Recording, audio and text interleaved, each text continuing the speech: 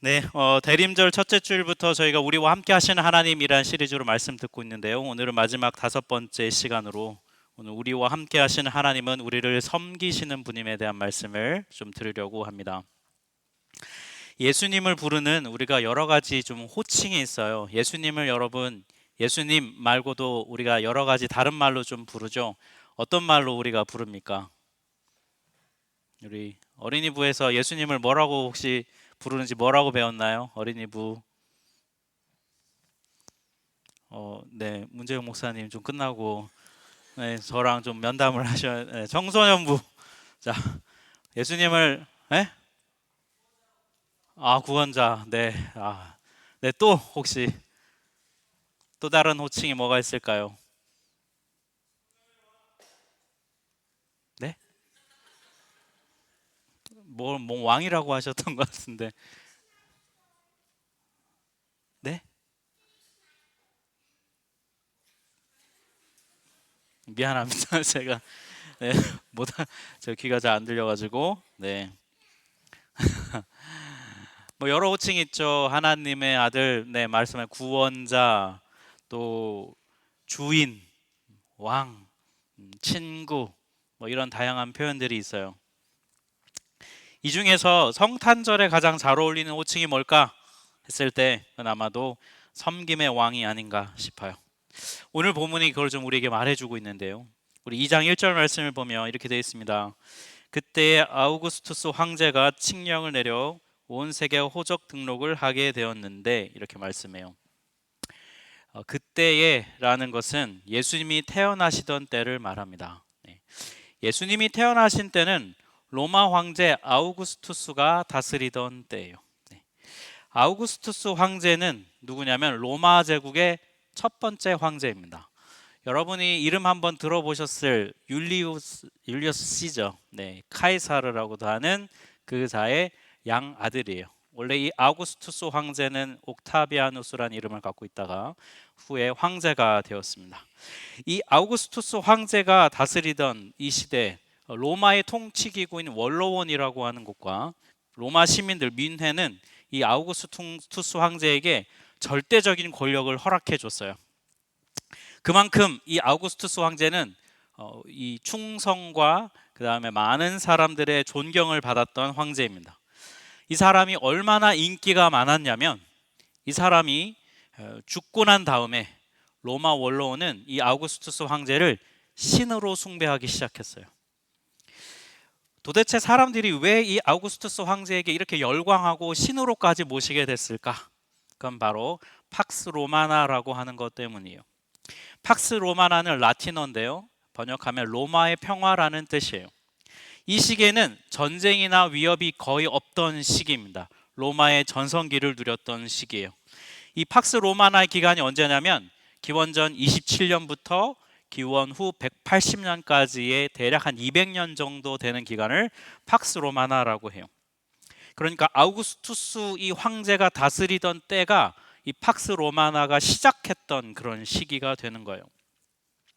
그러면 왜 이 시기에 전쟁의 위협이 없었을까?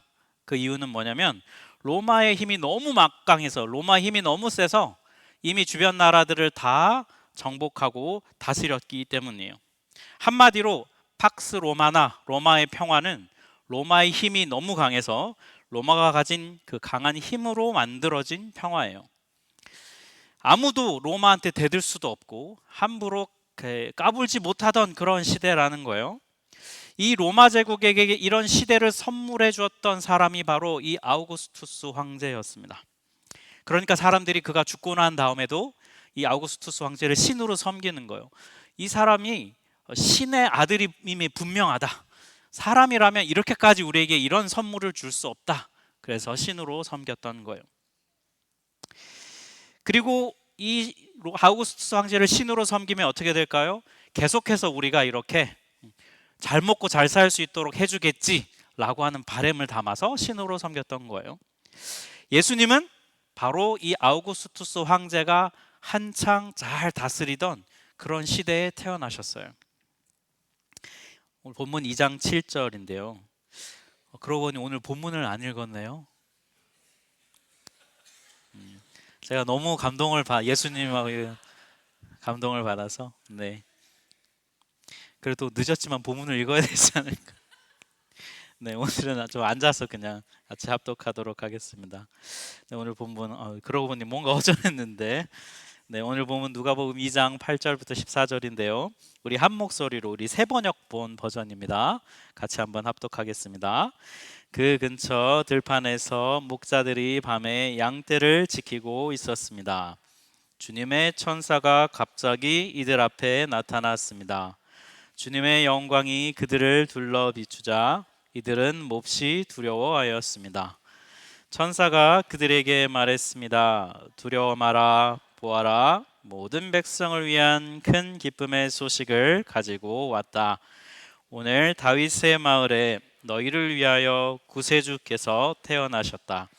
그는 곧 그리스도 주님이시다. 포대기에 쌓여 구유에 누워있는 아기를 볼 것인데 이것이 너희에게 주는 증거이다.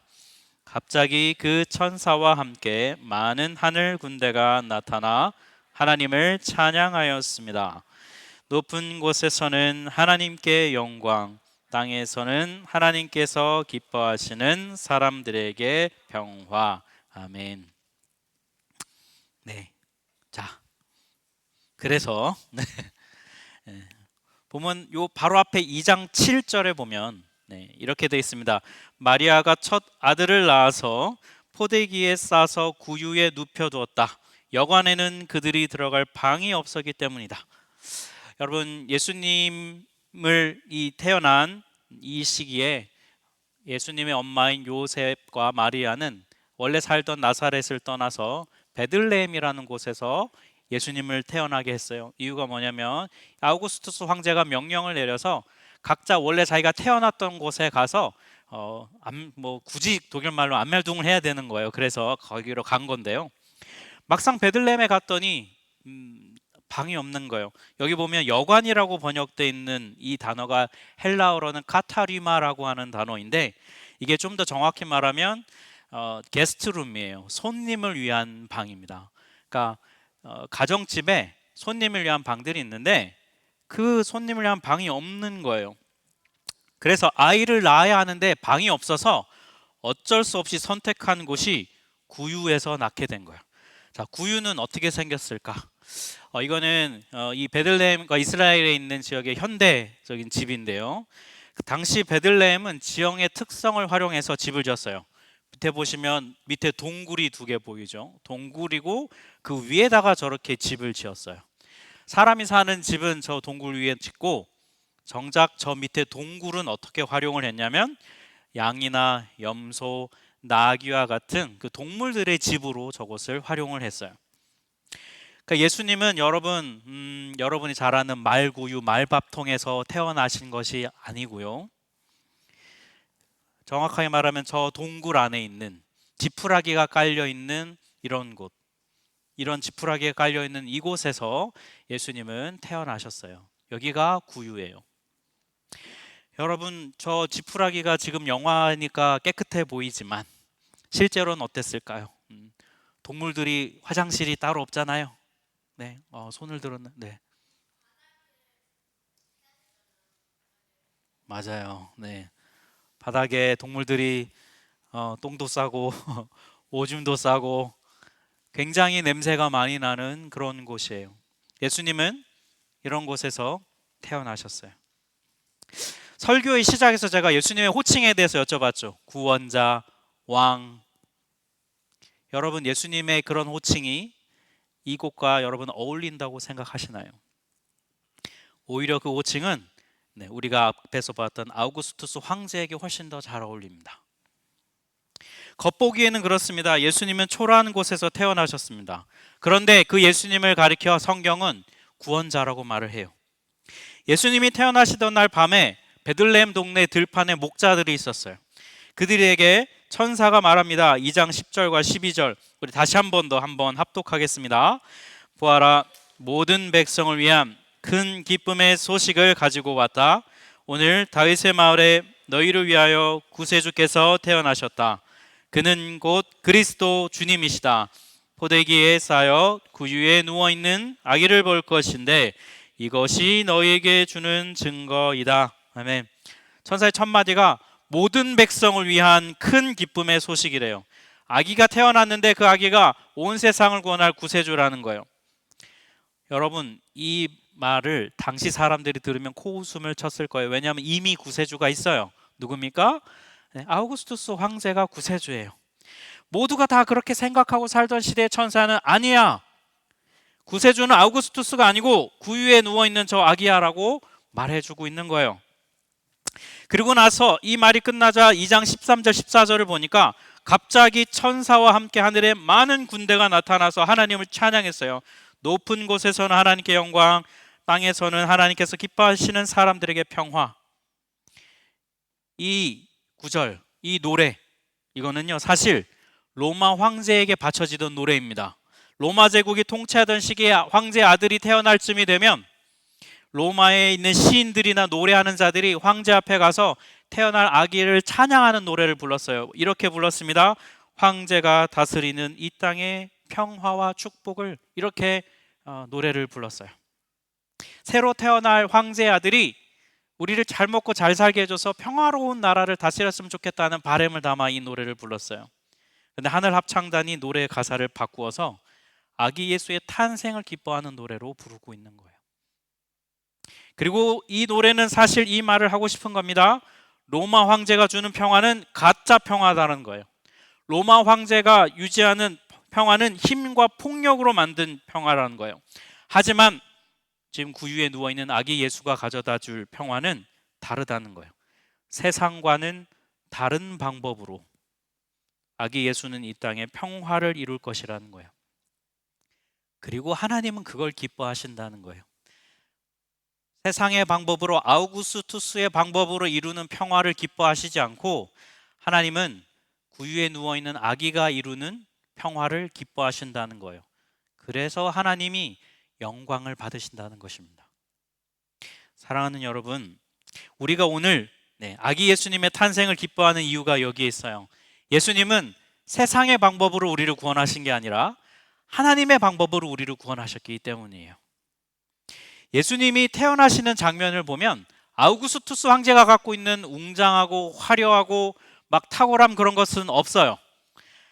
그렇기 때문에 여러분, 예수님이 진짜 우리의 구세주이신 거예요. 로마의 평화를 외치던 시기, 우리가 다 잘 먹고 잘 산다, 로마는 너무 행복한 곳이야 라고 말하던 그 시기에 팔레스타인에 살던 유대의 백성들의 삶은 지극히 피폐하고 어려웠어요. 그 중에 가장 대표적인 사람들이 누구냐면 오늘 본문에 나오는 목자들이에요.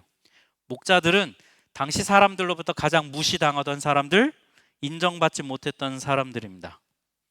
이런 사람들에게 아우구스투스 황제가 주는 평화는 아무 의미가 없었어요. 그래서 예수님은 더 철저하게 더 낮고 낮은 곳으로 오셨어요. 진짜 이 땅에 평화를 이루시기 위해서. 섬김을 통해서 구원을 이루셨어요. 여러분, 섬김을 통해 구원을 이루는 거, 이게 바로 진정한 평화를 이 땅에 이루는 방법이라고 예수님은 가르쳐 주려고 오셨습니다. 여러분, 섬김을 통해 구원을 이룬다는 말, 혹시 여러분 어떻게 이해가 되는지 모르겠어요. 몇 가지 제가 예를 한번 들어보도록 하겠습니다. 아이들에게 라면을 끓이는 거를, 라면 여러분 좋아하니까 라면을 끓여주다가 어느 날 이제는 네가 한번 끓여 먹어 봐야지, 그래서 라면을 끓여주는 방법을 알려줍니다. 물 끓여서 올리고, 그 다음에 면 넣고 계란 원하면 넣고, 이렇게 해서 한 4분 끓이다 먹으면 돼. 정말 간단하잖아요. 근데 말해줘도 애가 처음 하면 못해요. 왜 못하는지 잘 이해가 안 되지만 때로 설거지를 시켜봅니다. 야, 이렇게 설거지 해놔. 그리고 외출하고 갔다 오면 어떻게 됐습니까? 잘 돼 있나요? 뭐 퐁퐁 묻어 있고, 뭐는 안 해놓고, 결국 흥분해서 일로 나와 이러면서 흥분해서 막 어른들이 더 하게 되는 일들이 생기죠. 세탁기 돌리는 거, 이거 이렇게 넣고 여기 넣고 하면 돼. 간단하지? 빨래 넣는 거, 가르쳐줘도 원하는 대로, 의도하는 대로 아이들이 하지 못해요. 왜 이 간단한 걸 못할까? 부모님들은 잘 이해가 안 되거든요. 여러분, 회사에서 새로운 신입이 들어와서 일을 가르쳐요. 분담해서 일을 해야 합니다. 근데 일을 한 번 가르친다고 일이 바로 원하는 대로 하지 못해요. 오히려 그 사고 친 거 수습하려면 훨씬 더 힘들고 어렵거든요. 왜 이 간단한 걸 제대로 못하는 거야? 내가 너 때는 잘했는데, 이 말을 막 하고 싶은 말이 나오죠. 요즘 그런 말 하면 안 되니까 참죠. 좀 더 한번 나가볼까요? 여러분, 힘들고 어려운 일로 인해서 마음이 아픈 분들이 있어요. 좌절하고 낙심하는 분들이 있습니다. 그분들의 아픔과 힘듦에 대해 듣고 때로는 조언을 할 때가 있어요. 왜 그렇게 생각해? 왜 그렇게 부정적으로 생각해? 긍정적으로 생각해. 잘 될 거야. 힘내봐. 여러분, 그렇게 말하면 듣는 분이 정말 그렇군요. 알겠습니다. 그렇게 하지 않잖아요. 왜 저렇게 생각하지? 왜 이렇게 부정적으로 생각하지? 왜 안 될 거라고 생각하지? 이해가 안 되네. 이런 생각을 우리는 하게 돼요. 제가 지금 무슨 말 하려고 하는 거냐면요. 자기에게 어떤 주어진 문제를 해결을 하지 못해서 막 쩔쩔매는 사람들이 있어요. 고통과 아픔을 경험해서요, 마음이 막 무너진 사람들이 있습니다. 거기서 빠져나온 걸 너무 힘들어하는 사람들이 있어요. 이미 상황이 너무 망가질 대로 망가져서 어디서부터 어떻게 해야 될지 정말 감이 안 오는 그런 문제에 닥쳐 있는 사람들이 있어요. 이런 사람들을 회복시키고, 이런 사람들이 그런 상황에서 빠져나올 수 있도록 도와주고, 엉키고 설켜 있는 문제들을 풀어주려고 하면요, 여러분, 그건 말로 되지 않아요. 직접 그 상황으로 뛰어 들어가야 합니다. 몸으로 부대끼고 그 상황에 처한 사람과 똑같은 처지가 되고 그 사람의 마음을 깊이 공감해 주면서 그렇게 해결해야 돼요. 한마디로요, 여러분, 구원이라고 하는 것은 어려운 일이에요. 우리가 여러분, 어떤 걸 잘 모르는 사람한테 그거를 알게 해주려고 아무리 가르쳐도요, 그 사람이 한두 번 듣는다고 깨닫지 못합니다. 자기 생각에 갇혀 있는 사람 있잖아요. 자기 고집대로 살아가는 사람들에게 한두 번 얘기한다고 그게 고쳐집니까? 고쳐지지 않아요. 불가능하다는 걸 깨닫습니다. 도저히 해결될 기미가 보이지 않는 일을 해결해 보려고, 그 일을 함께 해결해 보려고 하면요, 이 사람과 이 상황에서 같이 빠져 죽겠다는 결단을 하고 그 상황에 들어가야, 그래야 그 사람은 정말로 진실되게 도울 수가 있어요. 우리 살아보면 그래요. 직접 해보면 깨닫습니다. 어려운 상황 가운데 있는 사람, 마음이 무너진 사람, 그 사람을 도우려고 하는 것, 그 사람을 거기서 빠져나오게 하는 것, 구원한다는 것이 얼마나 어렵고 힘든 일인가. 그래서요, 이 어려운 구원을 이루시려고 예수님은 우리처럼 사람이 되셨어요. 우리가 겪는 똑같은 감정과 고통과 배고픔과 아픔을 경험하면서 예수님은 이 땅에 오셨습니다. 왜냐하면 그래야 진정한 구원을 이루실 수 있기 때문에. 하나님은 말로 구원을 이루신 게 아니에요. 당신의 사랑하는 아들을 우리와 똑같은 사람이 되게 하셔서 우리를 구원하셨어요. 올해 우리가 섬김의 공동체라는 주제로 살아왔습니다. 우리가 다른 사람을 여러분 섬겨보면 아시겠지만, 다른 사람을 섬겨보면 내가 받은 섬김과 구원이 얼마나 귀한 것인지 그제서야 알게 돼요. 섬겨봐야 예수님께서 나를 위해 이 땅에 오셔서 낮아지신 것이 얼마나 놀라운 것인지, 큰 은혜인지 우리는 깨닫습니다. 사랑하는 성도 여러분, 이 세상은요, 힘이 있어야 평화가 유지되는 곳이에요. 왜 강대국들이 서로 핵무기를 가지려고 할까요? 그래야 함부로 나를 무시하지 않거든요. 약하면 금세 잡아먹히고 짓밟히는 것이 이 세상입니다. 예수님이 태어나신 2000년 전이나 오늘날이나 이 원리는 똑같아요. 그래서 세상은 말합니다. 짓밟히지 않으려면 힘을 가져라, 강해져라 라고 말해요. 그런 세상 속에서 예수님은 저 냄새나는 동물의 거처에서 연약한 아기로 오셨어요. 강함이 아니라 약함으로 이 땅에 오셨습니다.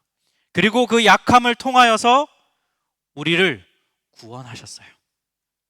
마가복음 10장 45절에 예수님은 바로 그 원리를 이렇게 말씀하여 주셨습니다. 우리 한번 합독하겠습니다. 인자는 섬김을 받으러 온 것이 아니라 섬기러 왔으며 많은 사람을 구원하기 위하여 치를 몸값으로 자기 목숨을 내주러 왔다. 네, 강한 힘으로 다스리면서 로마 황제처럼 섬김을 받기보다는 약함으로 섬기기 위해 이 땅에 오셨어요. 그래야 우리를 구원하실 수 있기 때문에. 예수님의 탄생을 기뻐하고 감사하는 것이 오늘 우리가 이곳에 모인 이유입니다. 섬김을 받기 전에 먼저 섬겨주심으로 우리를 구원하신 아기 예수님을 찬양하기 위해 오늘 우린 이 자리에 모여 있어요. 사랑하는 여러분, 예수님의 섬김에 대한 우리의 마땅한 반응을 오늘 이날에 예수님께 올려드리기를 원해요. 우리를 먼저 섬겨주신 예수님께 우리도 섬김으로 반응하기를 원합니다. 먼저 여러분의 가족들을 섬기십시오. 한 공동체에 속한 성도들을 섬기십시오. 세상에 약하고 아픔이 있는 곳을 섬기십시오. 그러므로 오늘 이날에 섬김으로 이 땅에 구원을 이루어 가시는 하나님의 계획에 우리가 동참합시다. 그냥 성탄절 연말에 불우한 이웃, 그래 그냥 한번 따뜻한 마음으로 돕자, 그런 차원이 아니라요. 섬기기 위해 이 땅에 오신 예수님의 마음을 기억하고, 그래서 내가 구원받았지, 예수님이 섬겨주셔서 내가 구원받았지, 그 마음을 가지고 우리도 다른 누군가를 섬기는 것입니다. 예수님처럼 우리가 그렇게 섬기면요, 어떻게 된다고요? 하나님이 영광 받으십니다. 하나님의 방법으로 우리가 살 때 하나님은 영광 받으세요. 오늘 이날에 섬김으로 우리를 구원하신 예수님을 찬양합시다. 그리고 우리도 섬김으로 하나님께 영광이 되는 삶을 살아가는 여러분 되시길 주님의 이름으로 축복합니다. 우리 함께 찬양하겠습니다.